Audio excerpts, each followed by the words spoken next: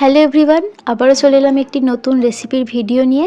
তোমরা সকলে কেমন আছো? আশা করছি সকলে খুব ভালো আছো এবং সুস্থ আছো।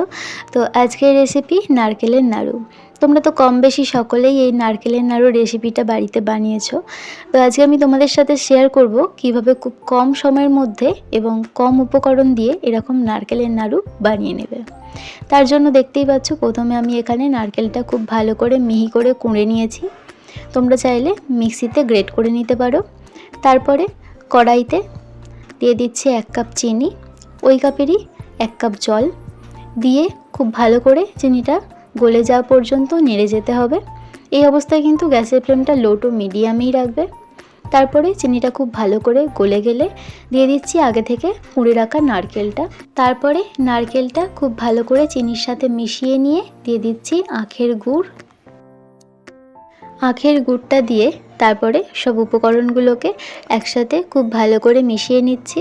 মেশানো হয়ে গেলে একটুখানি নেড়ে জলটা একটু শুকিয়ে নিয়ে তারপরে দিয়ে দেব আগে থেকে গুঁড়ো করে রাখা কয়েকটা এলাচের দানা দিয়ে খুব ভালো করে একসাথে মিশিয়ে নিচ্ছি। মেশানো হয়ে গেলে দেখতেই পাচ্ছ জলটা অনেকটা শুকিয়ে গেছে, এবারে নামিয়ে নিচ্ছি।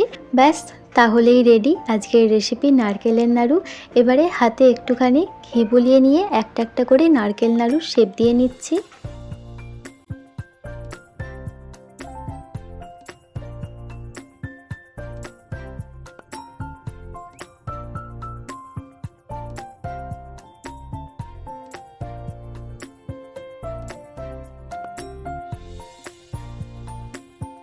তো দেখতেই পাচ্ছ আমার এখানে সব নারকেল নাড়ুগুলো বানানো কমপ্লিট হয়ে গেছে।